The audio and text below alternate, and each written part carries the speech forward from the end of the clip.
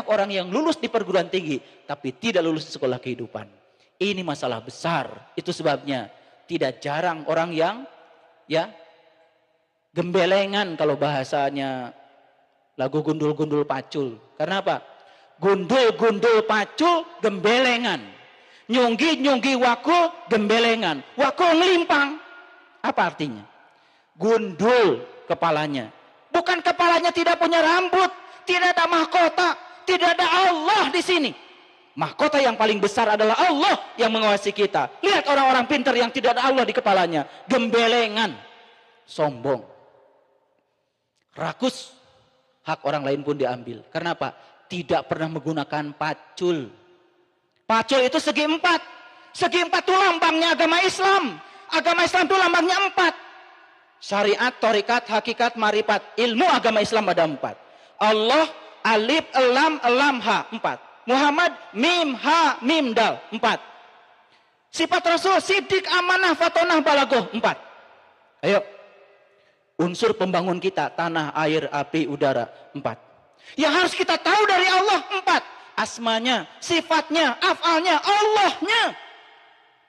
Ayo. Makanya disebut agama Islam itu agama saraba empat.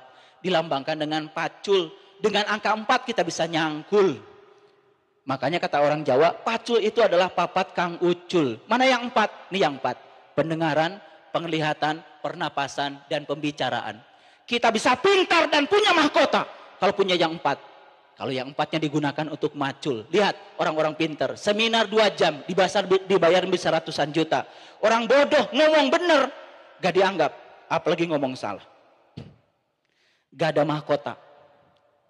Ya, sekelas Ayah Endang Munawar ngasih seminar karena beliau adalah seorang pimpinan yang sudah banyak pengalaman. Pengalaman menjadi guru bagi kebanyakan orang BRI. Omongannya sebentar mungkin dibayar mahal, betul nggak? Kenapa? Ada mahkota di sini. Beliau punya ilmu yang tinggi tentang perbankan. Ngomong dikit saja pakai pengalaman perbankan didengar orang. Ada mahkota. Makanya lihat orang yang tidak ada mahkota di kepalanya, gundul. Tidak pernah menggunakan pacul, gembelengan. Nyunggi wakul. Kalau orang Jawa nyunggi itu kan di atas. Ilmunya dijunjung tinggi, diamalkan, dihidmati. Banyak orang punya ilmu gak diamalkan. Tidak hikmat pada ilmu, gembelengan juga. Makanya apa? Wakul ngelimpang. Ilmunya jadi berantakan. Segane dadi salatar. Berantakan di halaman gak karu-karuan. Betul gak? Iya. Gak ada mahkota. Makanya kesadaran yang pertama tadi apa? Lapisan yang pertama adalah lapisan kesadaran materi. Adam tuh materi. Ayo saya mau tanya sekarang. Ibu bapak. Seneng gak sama uang? Seneng gak sama uang? Takut gak kehilangan uang? Kata insinyur Ayahanda Zulkarnain tadi, kalau ingin kaya, habiskan. Itu benar, saya sudah mengalaminya. Saya punya anak yatim 250, saya sekolahkan semua. Makin banyak yang kita keluarkan, makin banyak yang kita dapat. Tapi satu, kalau kita ngasih infak ke masjid, jangan mikir dapat balasan. Itu yang tidak menyebabkan kita dibalas. Kalau infak, infak saja. Memberi saja. Jangan pikirkan apa balasan dari Allah. Walaupun Allah bilang, masalul ladina yunfikuna amwalahum fi sabilillah kamasali habbatin ambatas sab'a sanabila fi kulli sumulatin ma tuhabba wallahu yudhaifu liman yasha wallahu wasiun. Jadi Allah bilang, satu biji kalau ditanam akan tumbuh 7 dahan. Tiap dahan akan tumbuh 100 biji. 7 kali 100, 700. Itu kata-kata yang disampaikan oleh Ayah Zul tadi. 700 kali. Tapi kalau kita infak untuk masjid, jangan berpikir dikali 700. Kalau sudah infak, sudah saja. Itu yang akan dibalas. Itu yang ikhlas. Kalau berbuat baikan, buru-buru dilupakan. Tapi kalau berbuat keburukan, ingat-ingat. Apalagi menyakiti orang lain. Harus diselesaikan. Ngomongin artis walaupun tidak kenal, gara-gara nonton TV, itu dosa, Bu. Udah gitu kenal enggak, nanti ketemuannya di mana? Minta maafnya. Susah. Makanya jangan kebanyakan nonton TV. Susah minta maafnya. Betul enggak? Makanya jangan jadi pengamat. Pengamat Isra Mi'raj. Lucu kan? Harusnya jadi pengamat Isra Mi'raj. Baik. Kesadaran yang kedua namanya kesadaran Yahya.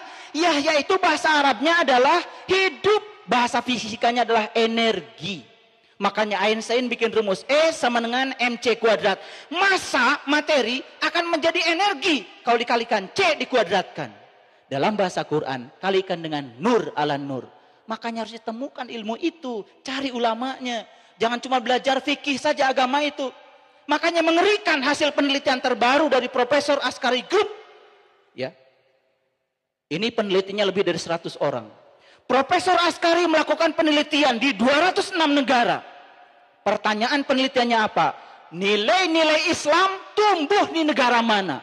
Hipotesanya, nilai Islam tumbuh di negara yang mayoritas Muslim. Tapi hasil penelitiannya tidak. Ranking 1 New Zealand. Di New Zealand minoritas Islam, tapi nilai Islam tumbuh di sana. Gak ada WC kotor. Ranking 2 Luxembourg, ranking 3 sampai 10 semua negara-negara di Eropa. Mohon maaf, Indonesia ranking berapa? Indonesia termasuk objek penelitian. Indonesia ranking 140. Padahal mayoritas di sini beragama Islam. Nilai Islam ternyata tidak tumbuh di negara yang mayoritas Muslim. Semua negara-negara di Timur Tengah rankingnya di atas 180, termasuk Saudi Arabia. Tempat kita menunaikan ibadah haji dan umroh. Naik ke atas ke Afrika, Somalia, Mogadishu, itu semua rankingnya di atas 200. Thailand, Jepang, Korea, Tiongkok, semua rankingnya belasan. Mohon maaf, ini penelitian. Saya ilmuwan, saya tidak pernah cerita gosip. Gosip itu susah minta ampunnya. Makanya saya cerita data. Sekarang data sudah bisa diakses di sumber informasi. Dunia sudah www. Segede gini dunia. Apa yang terjadi di belahan sana di Amerika, dalam waktu yang singkat kita tahu sekarang. Dunia sudah tidak bisa dibendung lagi. Arus informasi tidak bisa dibendung lagi. Jadi kita tidak boleh tertutup. Harus terbuka sekarang. Saya yang lulusan pesantren. Saya sering tanya, Pak Kiai, itu cerita Isra Mi'raj tentang buruk yang kayak gitu tuh apa kitabnya? Ternyata begitu ditanya kitab. Tidak jelas kitabnya. Mengerikan. Ini sepertinya pencerahan. Tapi bisa jadi pembodohan. Betul. Di kitab Gaiti diceritakan tentang buruk. Apa buruk? Suatu binatang. Kuda. Kakinya 4. Ada ekornya. Ada sayapnya. Kepalanya manusia. Ternyata itu diwujudkan menjadi seperti itu oleh para pelukis. Di dalam kitab Gaiti tidak seperti itu. Itu cerita tentang Rasulullah untuk mencapai Allah itu pakai kakinya 4. Kaki kuda itu kaki yang 4. Apa kakinya? Syariat, torekat, hakikat, marifat. Kalau kita ingin benar ngaji, ngajinya harus syariat, torekat, hakikat, marifat. Itu harus 4-4-nya. Harus pakai sayap. Apa sayap? Harus terbang. Manusia itu bisa terbang ke alam-alam yang tinggi dengan ilmunya. Diceritakan di Quran surat Ar-Rahman. Yang bisa menembus sempadan langit dan bumi. Hanya manusia. Dan ilmu itu nyata adanya. Kalau dunia ada sekarang, akhirat harus ada sekarang. Dan ini harus dibuktikan. Yang ketiga apa? Yang ketiga, kepalanya dari sini ke atas manusia. Manusia itu cuma dari sini ke atas. Dari sini ke bawah sama dengan binatang. Tapi kalau manusia dari sini ke atas pun sama dengan binatang. Kata Quran, ulaika kal an'am balhum adol. Bahkan manusia sama dengan binatang. Lebih hina dari binatang. Ayo Bapak Ibu. Sudahkah kita gunakan dari sini ke atas untuk apa? Subhanallah. Sholat dari sini ke atas yang dipikirin urusan-urusan dunia. Sholat dari sini ke atas yang dipikiran urusan-urusan pekerjaan. Apa bedanya kita dengan manusia? Makanya muncul Quran surat Al-Baqarah. Wa id akhadna mitsaqakum wa rafa'na fawqakum tur. Kalau di Quran ada kata-kata gunung, yang maksud itu adalah Sidratul Muntaha, puncak kesadaran kita. Sholat itu harus di Sidratul Muntaha, di puncak kesadaran kita. Bagaimana mau Sidratul Muntaha kalau kesadaran kita masih di kesadaran materi? Ya, hilang uang 100.000, aduh, ingatnya seminggu. Betul nggak? Nyumbang, cuman Jumatan itu juga bunyinya kenceng, Pak Jul.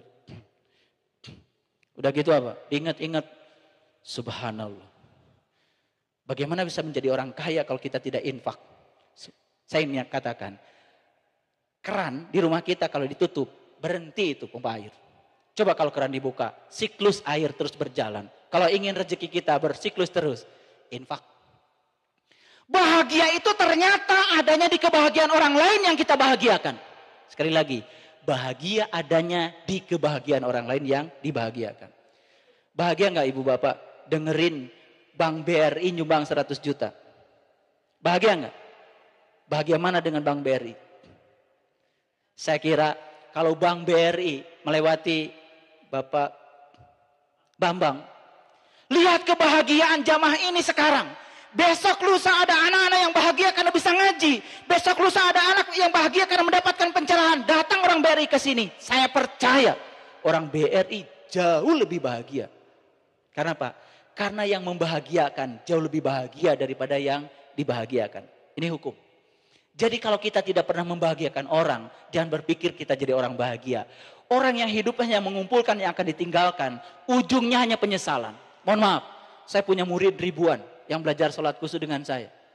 Yang sudah pensiun dari kehebatannya sebagai orang populer. Apa yang terjadi? Kosong. Kenapa? Saya sudah menghabiskan waktu saya hanya mengumpulkan yang akan saya tinggalkan. Tapi sampai di usia ini saya tidak mengerti apa yang harus saya bawa. Masih kosong. Ada pertanyaan seperti itu. Mati takut. Hidup apalagi takut. Jadi hidupnya setengah mati. Mengerikan. Ibu takut mati? Bapak takut mati? Jujur ya, kalau saya lihat dari wajahnya, kita mesti takut menghadapi kematian. Padahal kematian itu suatu kepastian kata Ustadz Yusuf tadi. Tetapi kita tidak menyiapkannya, subhanallah. Baik, kesadaran kedua adalah Yahya. Yahya itu energi. Ubah masa menjadi energi. Gini, saya kasih tahu cara ngubahnya. 100.000 kalau dimakan sendiri di restoran Padang, kenyang tapi tidak bahagia. Makan sama tukang sampah, makan sama orang-orang yang rendahan. Bagi 10 bungkus nasi di warteg. Kita makan sama-sama. Dirubah masa menjadi energi. Kebahagiaan muncul. Itu Yahya. Masuk kesadaran yang ketiga, Yusuf. Yusuf itu hanya indah. Bisa memandang semua hal yang terjadi dalam kehidupan itu indah. Contoh. Saya anak ke-7 dari 11 bersaudara. Ibu saya miskin di kampung. Kerjaan saya waktu kecil ngambil kayu bakar. Pengen beli sendal jepit harus 5 kali pergi ke hutan. 5 kali 5 perak baru 25 perak. Itu baru dapat sendal jepit 1. Kalau pakai sendal jepit udah keren tuh ke sekolah. Waktu kecil saya tidak bisa melihat keindahan hidup. Saya melihat itu adalah sebagai suatu penderitaan. Sekarang saya bisa melihat. Kenapa? Ternyata ibu saya ibu terbaik yang dipilih oleh Allah. Bapak saya bapak terbaik yang dipilih oleh Allah. Kalau saya tidak dilahirkan dari ibu bapak yang itu, tidak akan menjadi Saiful yang hari ini. Saya dulu sekolah di TB, ya, jadi pembantu rumah tangga 8 bulan. Di sini, di selatan sini, di Jalan Nilem. Jadi kalau saya ke kampus itu jalan kaki. Saya tidak dikasih uang sepeser pun. Pulang sekolah jam 1, kalau terlambat dimarahi. Cucian sudah mulai banyak. Jemuran banyak. Semalam saya, satu keluarga semua saya cuci, saya setrika. Jam 4 subuh saya nyuci mobil 4. Jam 1 sampai jam 4 saya ngasih makan burung 100 ekor. Bayangkan 100 ekor ngeluarin tainya kayak apa. Tapi tidak ada sedikit pun kesedihan. Saya sampaikan pada ibu saya. Ibu saya baik-baik saja di Bandung, saya sekolah. Bahkan begitu saya dapat beasiswa, yang pertama saya beli, ini dosa saya. Saya tidak beli buku, saya beli televisi. Walaupun di kampung belum hidup, saya beli televisi yang pakai kotak itu. Sekampung lihat sirum. Senang. Dan semua orang di kampung bilang sama ibu saya, itu Saiful itu kerja di pabrik mana? Kata ibu saya kerja di pabrik tekstil. Bisa beli televisi kan? Gitu.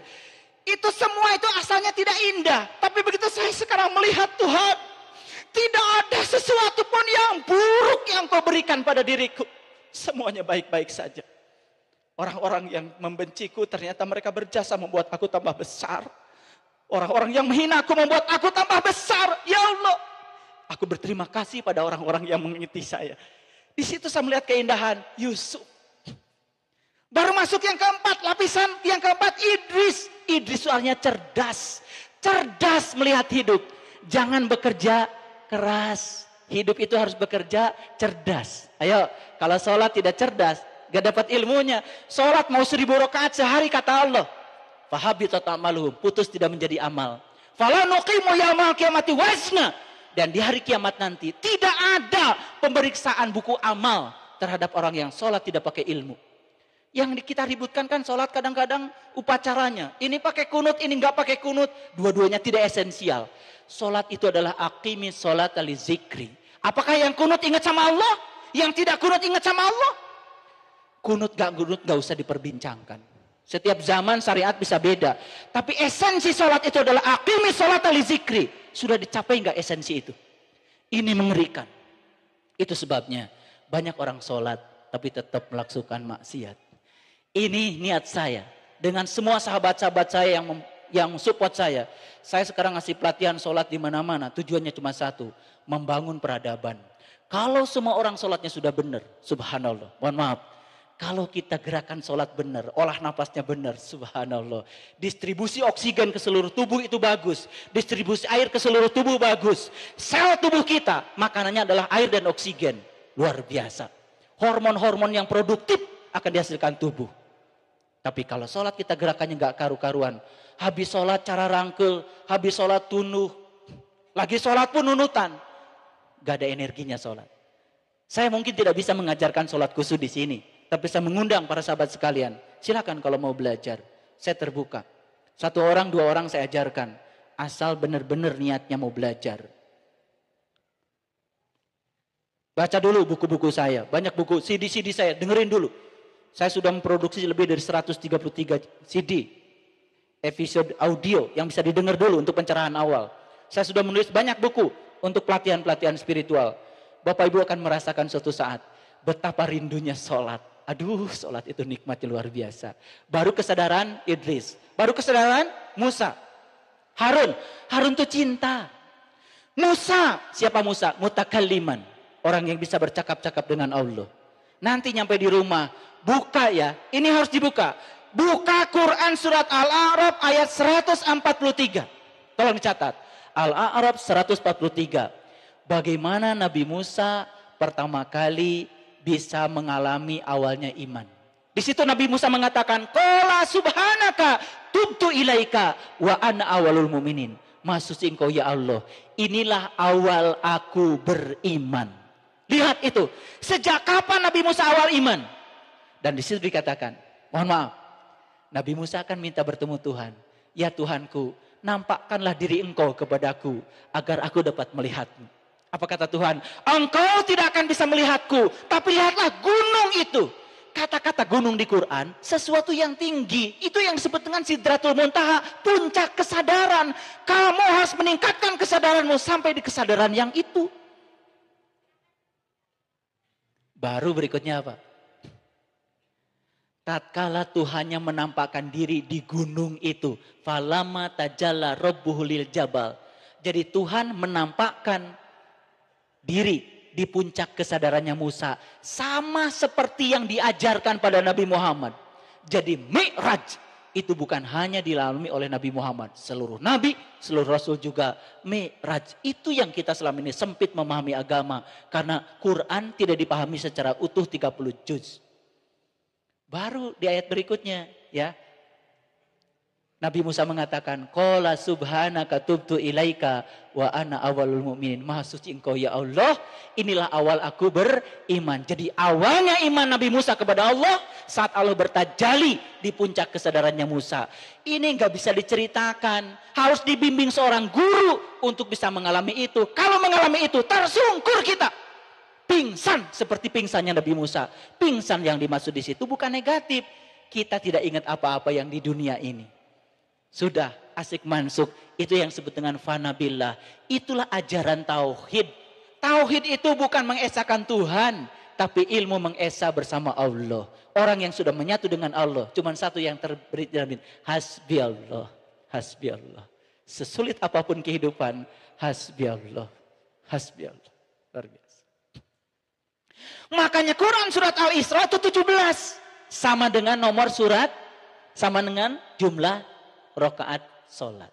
Makanya orang yang belum menemukan angka 17 dalam dirinya, belum menemukan rahasia Al-Isra, tidak akan pernah bisa mi'raj.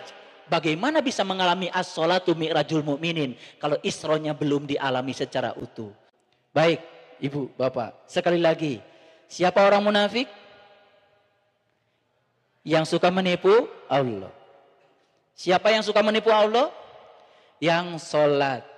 1 sholatnya malas. 2 sholatnya ria.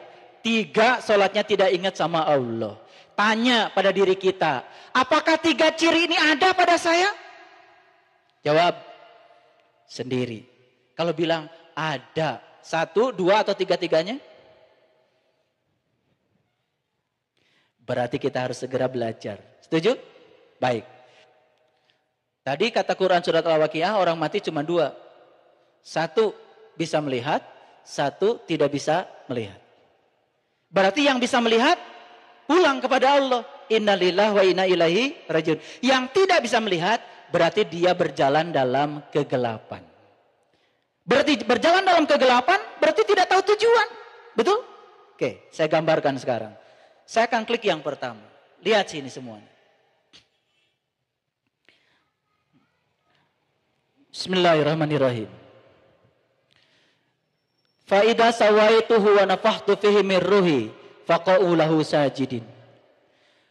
Dan Allah pertama kali meniupkan ruhku. Yang ditiupkan ke dalam diri kita ini adalah ruhku. Ingat, mirruhi, ruhku, kunyaku besar. Jadi yang ditiupkan ke dalam diri kita itu adalah ruhku. Kalau saya mengambil air 1 tetes dari laut, sama nggak sifatnya yang 1 tetes dengan yang laut? Sama. Berarti kalau tetesan itu adalah ruhku yang dimasukkan ke sini, masukkan, berarti dalam tetesan cahaya itu ada sifat-sifatnya Allah. Disinilah ibu bapak sudah menunggu di rahim seorang ibu. Makanya orang yang tidak baik pada ibunya pasti tidak akan berkah hidupnya. Lihat di situ. Kita sudah menunggu di situ. Dan pertama kali Allah meniupkan ruhku. Begitu masuk ruhku ke dalam jasad ini, apa yang terjadi? Saat itu kita ditanya oleh Allah, alastu birabbikum? Apakah aku ini Tuhanmu? Dan semua kita mengatakan, qalu bala syahidna. Ya, aku menyaksikan. Ketika di rahim ibu tidak ada gelap gulita. Kita berenang dalam lautan ketuban dalam keadaan terang benderang, damai.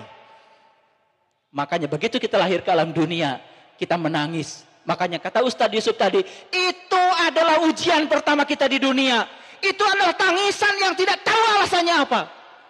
Itu adalah tangisan pertama karena kita tidak lagi ditutup dengan ketuban. Kita bolong dengan alam dunia.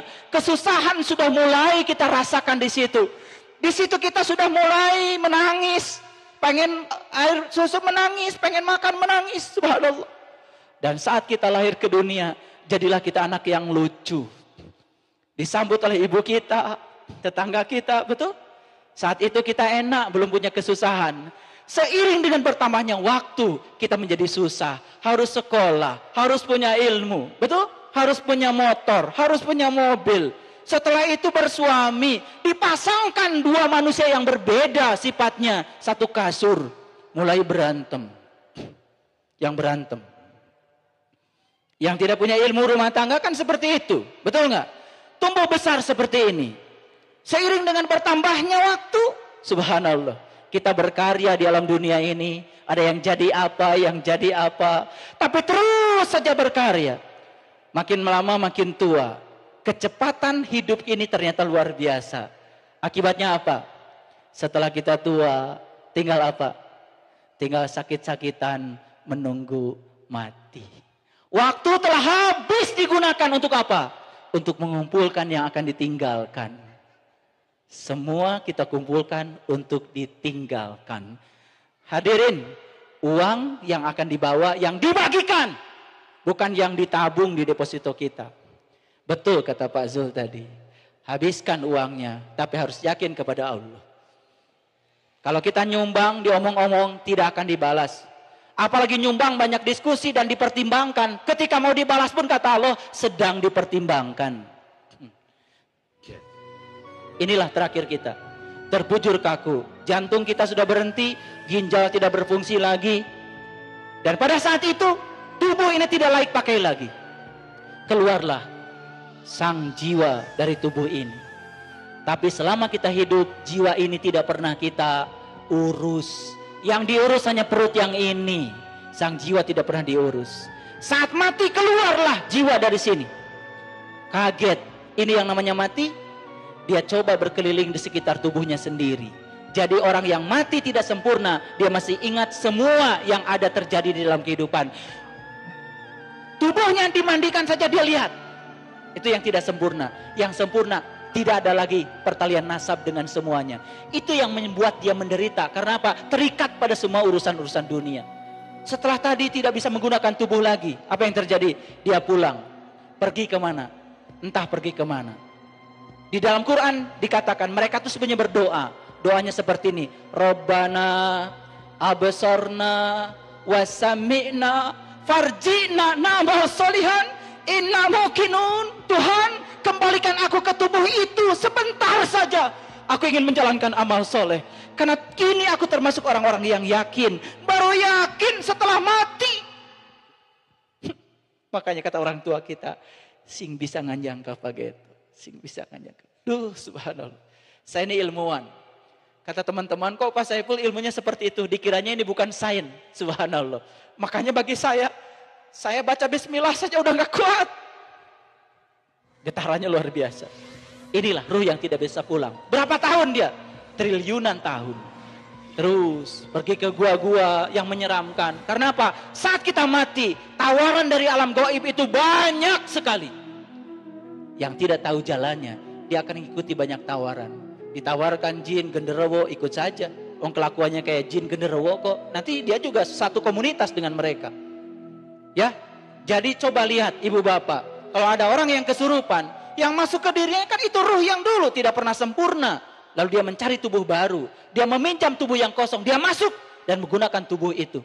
Itu sebenarnya refleksi dari doa. Robbana absorna wasami'na farji'na na'mal solihan inna mukinun. Ini yang terjadi. Saya mau tanya sekarang. Mau mati seperti itu? Subhanallah. Nauzubillah. Makanya innalillahi wa inna ilaihi rajiun. Bukan untuk orang mati, untuk kita. Surah Yasin bukan untuk orang yang mati, buat kita. Coba nanti dengerin tuh, ada CD saya judulnya Wahai Sin. Saya kupas surat Yasin ayat 1 sampai 83, merinding nanti kalau dibaca. Surah Yasin bukan untuk orang yang mati, tapi untuk kita supaya bisa mati, buat yang hidup. Oke, satu lagi, lihat sekarang. Satu lagi lihat. Subhanallah. Jadi tidak mau ya mati seperti itu. Mau mati seperti ini. Lihat sekarang. Sama sudah terbujur kamu. Tapi yang ini sudah tahu jalan pulangnya. Keluar.